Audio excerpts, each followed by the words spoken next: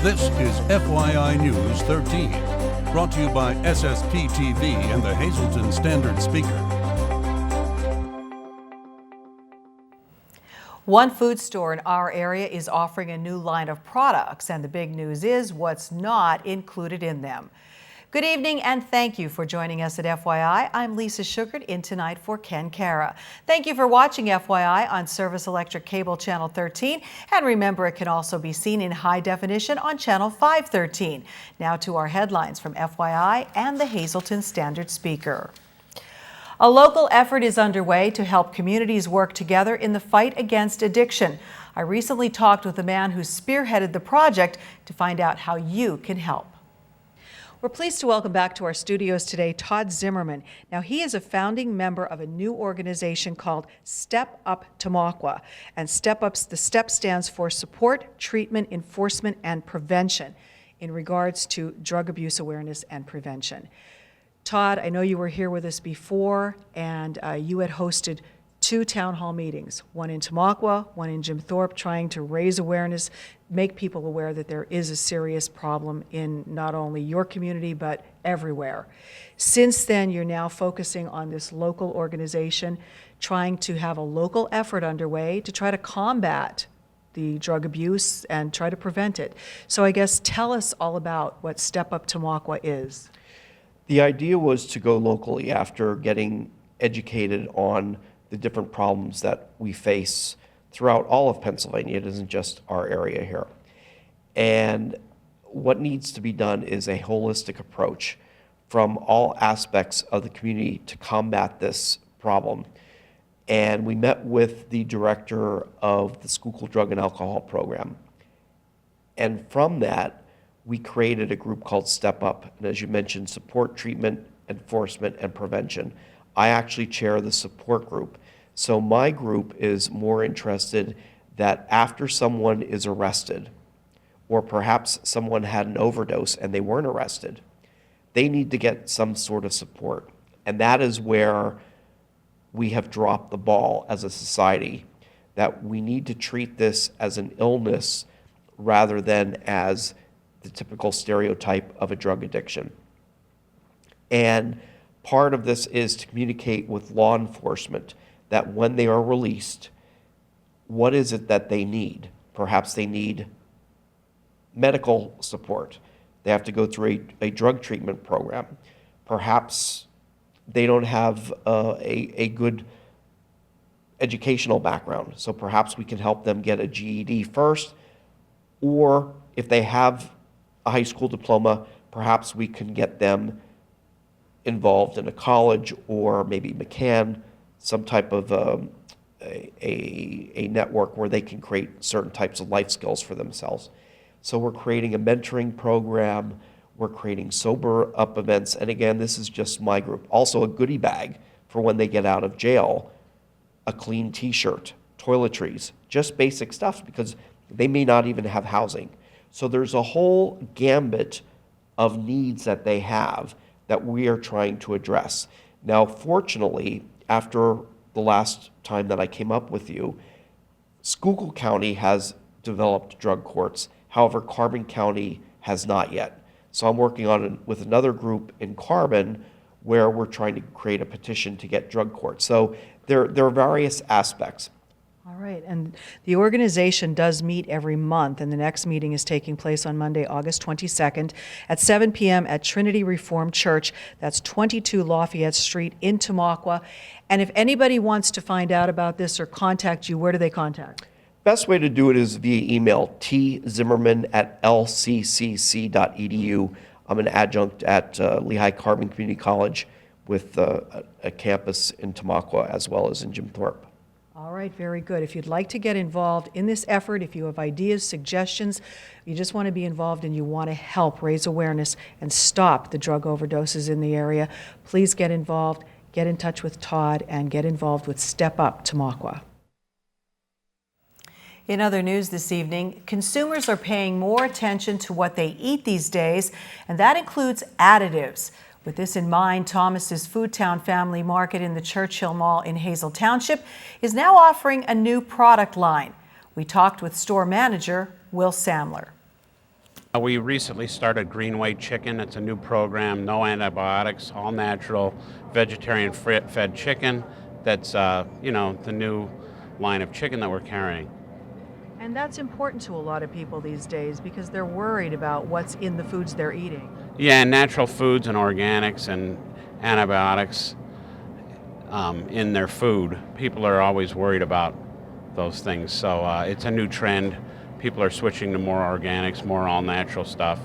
And it's a new line that we came out in chicken. And we also have some cleaners that are, all natural under that banner. Recently, I know you guys had a little bit of a problem because we saw some of the heavy rain that fell in our area. That kind of didn't impact what was going on here, but you wanted to say thank you to a lot of people. Yeah, some employees and former employees, even people that were on vacation, came in and helped us out, get ready after the storm. We were able to open 7 a.m. the next day, business as usual, so it was a really great help. Shows the dedication of employees and even former employees to help out. So everything was back to normal for not only you guys, but for the whole mall? Yeah, the whole mall bounced back really quickly. We were ready for business the next morning by 7 in the morning, so it went well. And Thomas's Family Market is open 7 days a week in the Churchill Mall for your convenience. The Weatherly Police Department is seeking the public's help in their investigation into a weekend fire that destroyed 2 homes and damaged a third. In a post on social media, Weatherly Police are asking anyone who was in or around the area of 3rd Street on Friday night into Saturday morning to call them at 570-427-4241 or stop by the police station to see an officer. Post on Facebook states, quote, "It doesn't matter how small or insignificant you think it might be, please let us know," unquote. The fire destroyed, as I said, 2 homes and damaged a third, and that investigation into the cause is still continuing. Still ahead, what you can do to help foster children get ready for back to school and find out where they will be playing kickball in the fall.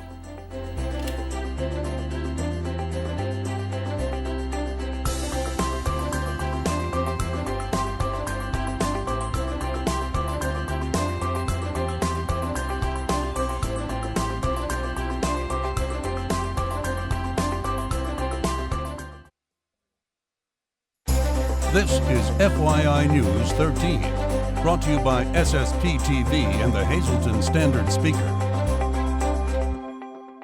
We are very pleased to welcome back to our studios Joyce Bertrand. She is the Director of Development for Brandon's Forever Home, a cause very dear to our heart here at SSPTV. And Joyce, I know back to school, it seems like it's impossible, but it's right around the corner. And that means that the kids at Brandon's Forever Home heading back to school as well. And everybody, you want to make sure they're all prepared. Yes, these kids are in foster care, and some really came into foster care with nothing. And when they go to school, we want them to be just like all the other kids. We want them to have the supplies that they need, the clothes and shoes, so that when they go to school, they can feel proud. And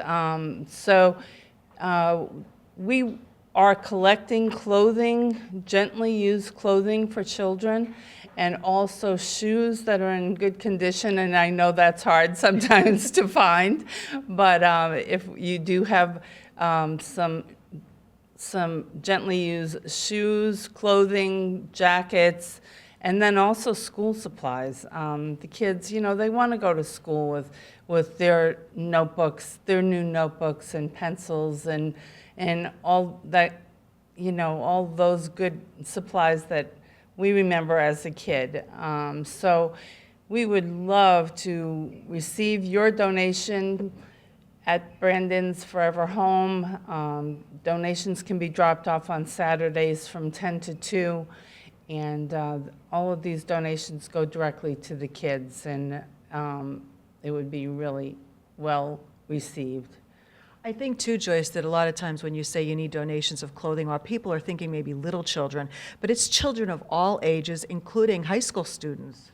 Yes, that's exactly right. In fact, in Brandon's home. For those of you who have never been there, you should come by for a tour. We have 4 rooms set up, 1 room for little girls, 1 room for little boys, and that there's clothing and shoes and all, jewelry, all kinds of things, little toys. And then we also have 2 rooms set up for older girls, high school and college, and same thing with boys, older boys. So yes, we're not just talking about, cute little baby clothes. We're talking about children of all ages. They all need our support, and they're very well received by the kids. So. And if somebody doesn't have anything to donate, maybe they want to donate money, so I'm sure you won't turn that down as well. No, not at all. Definitely. Cash and checks are very well received, and then we can go out and buy the supplies that we know are missing, to fill in the spots for things that we hadn't received. So by all means, money goes a long way, and we have some nice, generous supporters out there who help us out and give us breaks on prices in different stores. So when we have this money, we use it wisely. All righty. If you can help out, please do so. Donate your gently used clothing or make a financial donation. They need backpacks, school supplies, all of that type of thing. You can call Joyce, or you can stop by Brandon's Forever Home on North Church Street. Please make sure this is a great start to the school year for everyone. Time now for our Home of the Week on FYI, just reduced to $244,900. This gorgeous home is at 55 Arapahoe Lane in Eagle Rock Resort. It's nestled among the evergreens. It features 3 bedrooms, 2 full baths, 2 half baths, an extra large living room. The kitchen has plenty of cabinets and counter space, a breakfast area with sliding glass doors to the patio. There's also a formal dining room and a family room in the finished basement. Call Diane for a showing at 570-384-1362. Time now for FYI News 13 weather. A beautiful day outside today, and as we see, a beautiful weekend also in the make, and also we're going to be experiencing the MPB's picnic, a great opportunity to get out and enjoy some great homemade foods that they are so famous for. So moving on to the forecast for the rest of our night, it looks like there's a slight chance of showers overnight, otherwise cloudy skies with a low around 67 degrees. Moving ahead to the 4-day outlook, I'm going to sound like a broken record, a chance of showers and thunderstorms each and every day and evening. Tomorrow's high will be up around 82 degrees with cloudy skies, and then mostly cloudy Wednesday night with that showers and thunderstorms possible, a low of 68. More of the same for Thursday, but it will be partly sunny with a high of 83 degrees. On Thursday night, still a chance of showers with cloudy skies and a low of 70. It will be warm sleeping at night. Chance of more showers and thunderstorms Friday and Friday evening. Friday's high will be up near 85 degrees under partly sunny skies, and then mostly cloudy Friday night with a low of 71. And on Saturday, more showers and thunderstorms are possible, a high of 85 degrees, and on Saturday night, cloudy skies with a low of 69 degrees.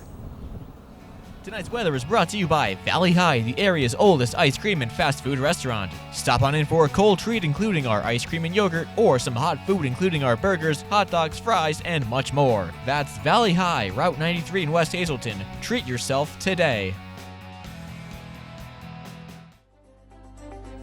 Time now to check those Pennsylvania lottery tickets. Our pick 2 is 89, pick 3, 548, the pick 4 is 5202, and the pick 5 is 46732. Good luck if you played. Time now for Law Talk.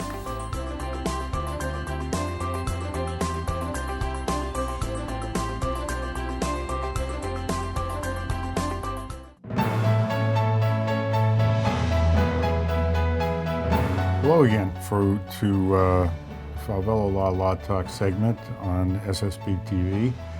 Today we're going to talk once again about auto insurance. It's not a topic we can really cover with you viewers in 2-minute segments all at once. So today we're going to talk about really basic coverage in the auto world, and that's full tort versus limited tort. We've talked about this many times before, but it's always important to, I think, to review it and make sure you know what you're buying as an auto insurance consumer. Here's the big difference. Full tort, you retain all your rights to make a claim regardless of your injury. Limited tort, you give up a lot of those rights. It becomes very subjective in the determination of how serious your injury is. And what that means is that unless you have a serious injury, as defined by law, you cannot make a claim for your pain and suffering. And that's very difficult to determine. As I said earlier, it's very subjective. But why leave that to chance? For a couple extra premium dollars, you buy the full tort, and for maybe another $30 or $40, $50 a year, if you give that up and buy limited tort, you could be giving up thousands in pain and suffering damages. It's something to consider very seriously.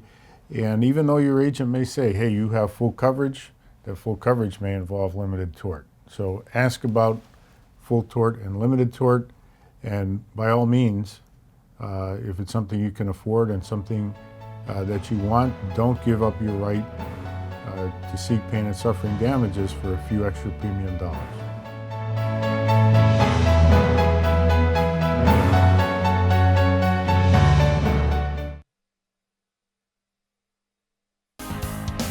This is FYI News 13 Sports.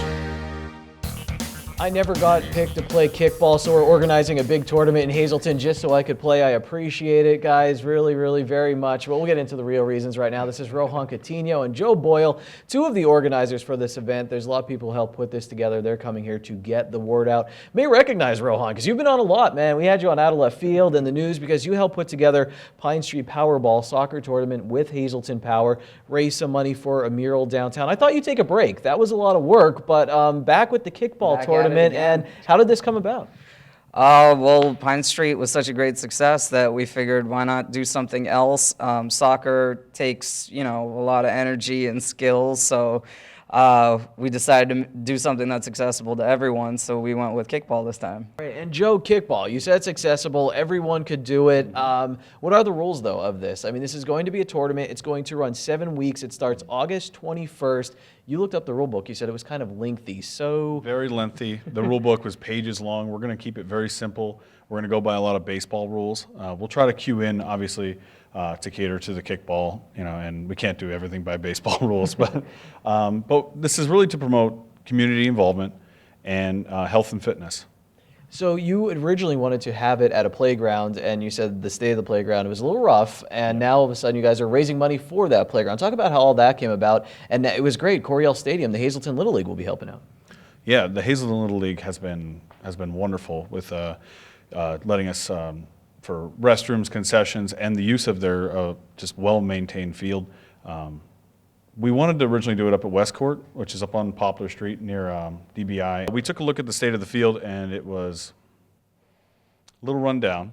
So we thought, hey, why not take any leftover proceeds and push them right back into the Parks Department? The Parks Department said, sure, we love money, and we love to fix things up. So hopefully that's where everything goes. When was the last time you played kickball? I mean, have you played kickball recently, or So I've never been good. But I think the last time I played was 5th grade, and I remember having a pretty decent time considering. You said bringing people together, man. Do you think Hazleton needs more of this? I mean, kickball is something, like, it seems so simple. It seems like, okay, a kickball tournament, but I mean, really, this is the first one I've ever heard of. Right. Kickball is low stress. Well, it should be low stress, and you'll have lots of opportunity to meet other people from the community who you might not meet since, you graduate schools and you go into the workforce. So you're going to meet some people you probably wouldn't have. And I guess it doesn't require a lot of equipment or anything. I mean, can people just show up? I mean, you guys will have the ball, the official kickball and everything? Right. So as long as they fill out the forms and, make sure that we're tracking that they're coming, bring the legs and we'll bring the balls. All right. And Rohan, now I watched you during the soccer tournament. You're a pretty competitive guy. Rohan's had some commentary, too, as I'm trying to keep my breath out there and motivating me. But so I'm sure there'll be competitive teams and also teams out there to have fun. I mean, you're having playoffs with this thing and everything. Oh, yeah, definitely. So just like soccer, we'll take any skill level that's willing to show up. It is going to be competitive, but it's also going to be really fun. If you pick whichever one's better for you. I think it's going to be a great time. And co-ed, someone asked that. I saw on the Facebook page. Does it boys, girls, whatever? Is there an age range? I mean, it's 17 and up. It's co-ed. The rule is that each team has to have at least one female member on it. okay. Yeah, and 11-player rosters? 11-player maximum roster, 9 players is the minimum. Nice. Yep. Did you grow up playing Little League at all in the city? Yeah, absolutely. I spent many years up at Coryell Stadium. So is this kind of crazy? I would dream, like when I was little, I'd be like, oh man, this would be a great kickball venue. I mean, I'm so very surprised this is happening. Yeah, it's very well maintained. They have great bleachers, great dugout. The field is immaculate. And this is like a blast from the past. It'll be a good time. Find the Facebook page. That's how you could find the sign-up sheet and everything there. Kickball in the fall starts August 21st. Rohan, anything else you want to add or get out there for people to know? Make sure you're there. It's serious. Pine Street Powerball was a great time. And Hazleton Power is involved again. Hazleton Power is involved again. So, we're working with a lot of the same people. We've got some experience from running the past tournament. I think it's going to be a great time. The response, it seems to me like the Facebook page has already blown up. There's how many people are there? Over 400 in just about the first hour of, setting it up and everything. I barely even got the information on it before it kind of took off. That's incredible. Joe, anything else you want to add, too, for the people of Hazleton to know, or the surrounding areas? I mean, if they want to get involved in this. No, it's going to be a great time. And, I know there's a lot of negative comments about what's been going on in Hazleton the last 10, 15. People complain always. But if you want to have fun, you want to get to know people, come on out. That's great, guys. Check it out. It is Kickball in the Fall. Search it on Facebook. Stop in Bottlenecks on Tuesday for their traditional bone-in wing night. 50 cents a wing. Add a small order of fries for only $1.50.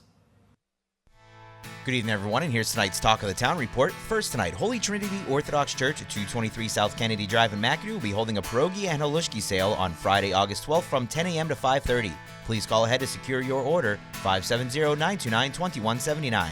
Our next announcement, the Holy Rosary Parish of Hazleton is hosting a free community luncheon at Saturday, August 13th from 10:30 a.m. to noon at Catholic Social Services in Hazleton. All are welcome to attend, and the parish would also like to thank the Hazleton Rotary Club and the Weinberg Northeast Regional Food Bank. And finally, the Tamako Community Arts Center will be holding a school supply bingo Friday, August 12th at 7 p.m. This fun for the whole family event is free to attend with the donation of 2 school supply items. The center is located at 125 Pine Street, and seating is limited. For info, just call 570-668-1192. That's tonight's Talk of the Town. News 13 would like to send sincere condolences to the family and friends of these recently departed. Daniel J. Glahn of Phoenix, Arizona. Memorial is Thursday at 10:30 a.m. at the Chapel of Calvary Cemetery. Friends may call Thursday from 10 to 10:30 a.m. Arrangements are under the direction of the Frank J. Bonin Funeral Home. Ann M. Dietrich of Hazleton. Funeral is Wednesday at 10 a.m. from the Holy Name of Jesus Parish at Transfiguration Church. Friends may call Wednesday from 9 to 10 a.m.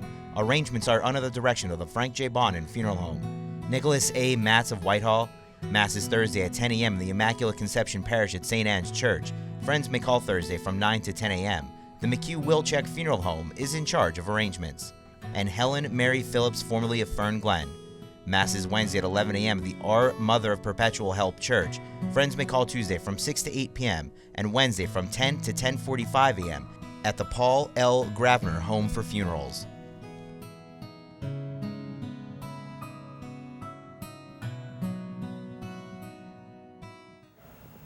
That'll do it for us this evening here at FYI. We're heading out to the Rail Riders game, our whole team, and we'll be back here tomorrow night.